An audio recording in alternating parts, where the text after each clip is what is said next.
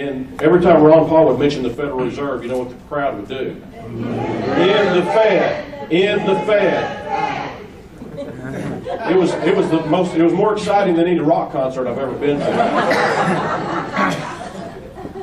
We've got the Patriot Act and the Real ID Act and so many other unconstitutional laws which are actually no laws because they violate our civil liberties and God-given rights, so that now our government, our agents, our employees, now they watch us and they track us, and now they want to tag us like cattle and sheep with the latest version of the Real ID Act. And many of our state government law enforcement wants to do the same thing. They want to do their bidding. I was the House author of Senate Bill 464 2 years ago, in which Oklahoma stated that it would not comply with the Real ID Act. Senator Randy Brogdon and I, along with several other legislators, have worked real hard the last 2 years trying to reverse a lot of the other systems that have been put in place that will allow the state government to do biometric scanning and then share that information up the ladder with the federal government and other regional governments, other countries. And so while we're trying to pass this legislation, we're working real hard to get support, explain things to our legislative colleagues. Here we have the Department of Public Safety, just a few of them, a handful, that are working behind our backs to kill the legislation we've worked hard to protect. Your rights, while at the same time making sure that we are not hindering law enforcement to do their job to protect us from dangerous people that we're really worried about. Well, that's not good enough for them. Some of them apparently think they know better than we do, and that we need to obey them.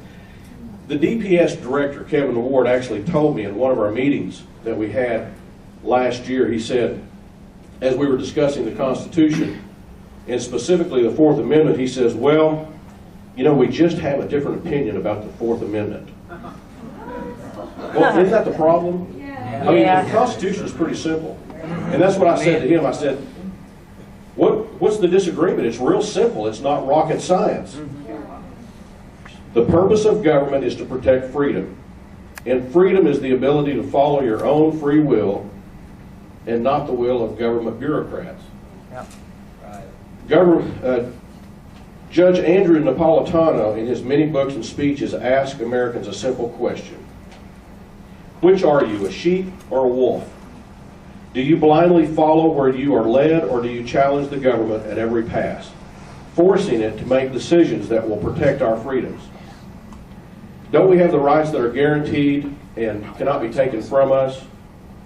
What part of Congress shall make no law does the government not understand when it criminalizes free speech? Free association, and the right to keep and bear arms.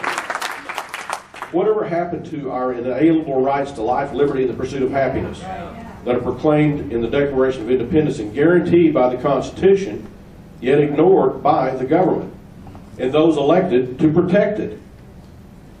Why does every office holder swear allegiance to the Constitution, yet very few follow it? Why aren't more Americans challenging and questioning the government as it continues to limit more and more of our freedoms? Yes, on January 3rd at the Bill of Rights Day rally, I mentioned an old song from 1970 by the rock group Steppenwolf. And I got a lot of feedback from that. I was pretty excited and impressed by that, because I didn't know that many people remembered Steppenwolf. A 38-year-old song entitled Monster that's almost 10 minutes long, and I'm not going to read all the lyrics to you like I did that day. But I want to mention a few of them, because we don't have time to read all the lyrics, just good lyrics. But it talks about our country, both the good and the bad, the virtues and the corruptions inevitable in man. And the lyrics begin like this. It says, once the religious, the hunted and weary, chasing the promise of freedom and hope, came to this country to build a new vision, far from the reaches of kingdom and pope. And then it goes on to talk about how the spirit of freedom and justice was born with this country, and how the leaders and the people, though, increasingly failed to protect the truths identified in the Declaration of Independence, and how those leaders and those government officials have become like a monster, and they will not obey. And it repeats in the song these lines in these lyrics.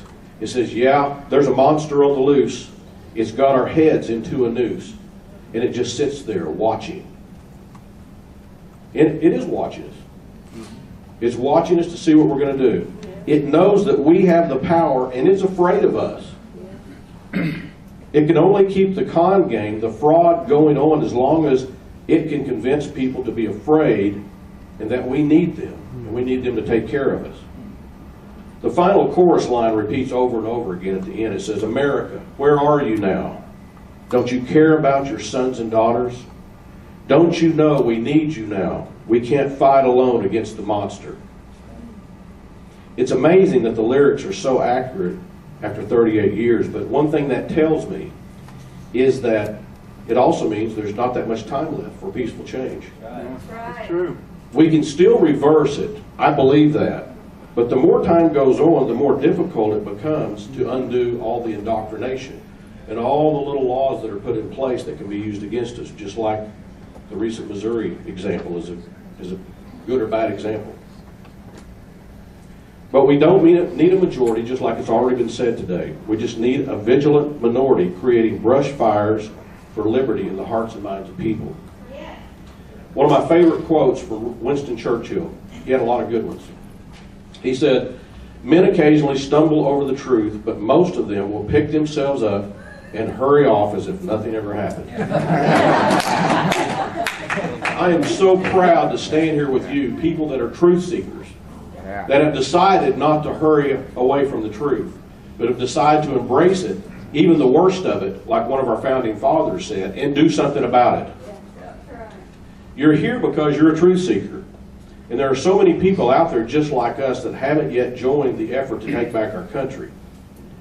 If you are new to the freedom movement, but haven't yet plugged into one of the many organizations here in our state or across the country that are fighting for our freedoms, you need to do that. If you have been, just like it's already been said, we all need to take our level of activity up to a higher level. We have to do that. And we have to continue to learn as we're doing. Not that we haven't done a good job, because we have. But we need to do a better job about how to focus our activities and our energy and our efforts towards things that are really going to make a difference, like electing people to public office, like Gary Casey said, at all levels. We need to take back the legislature. Every 2 years there's an election. We need to find constitutionalists that will run. Some of you here in this group will run. Some of you have run. Some of you know someone that will run. But we need to find people to run for offices. And the time to start learning about that, who, what, when, and where, is right now. Not at the end of this year, not next year. We need to get a head start on that. And we can take back our country if we do that. It's an honor for me to be counted among you and stand with you to preserve our constitutional republic. And I thank you for letting me be here today. Thank you.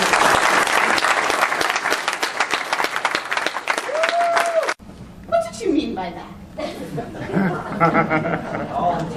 How many of you then said, I mean what I said? That's our Constitution, folks. It says what it means, and it means what it says. It is not open for interpretation.